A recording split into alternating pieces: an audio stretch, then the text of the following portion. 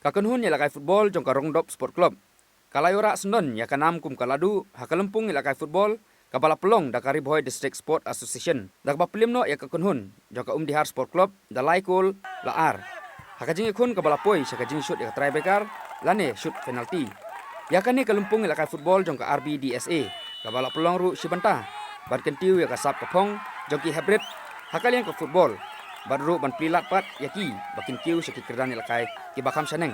Lawan berpenham perdana da ubak Meral Bonds Im MLA kanumpuk konstituensi kumu Kongsan. Hakajing don laru ubak Charles Marngar MDC kamahuti konstituensi kumu Sumbut Kongsan. Lasaki ya kajing don laru hakane kasngi. Dakinong ilam ka RBDSA ki bakuntup ya ubak RB Shadap kumu presiden, ubak RR Kensai Makodo kumu advisor, ubak Dipson Rentratiang sekretari, ubak Pul Nongrum nakaliang ka football committee lambat kiwe.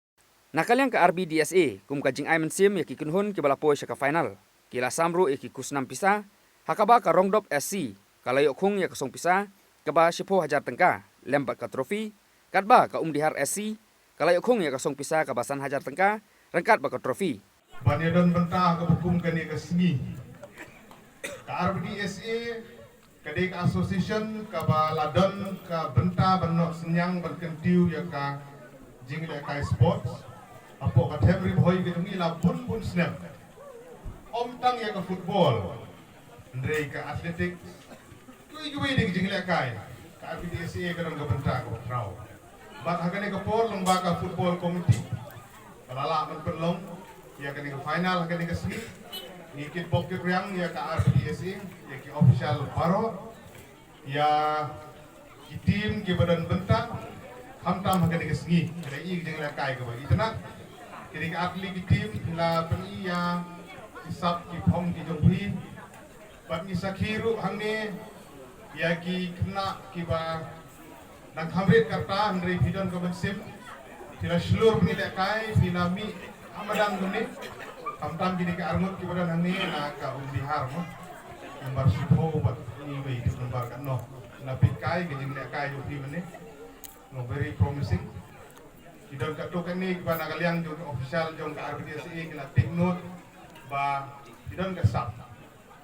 Namar kata kalong gani ka platform ka babhiyo ka ka po. Kalong sisya ka ba pinla ban perform ban peni ki sap ki phong di jong. Apang ipai ya kinong ile kai football ki ba pher.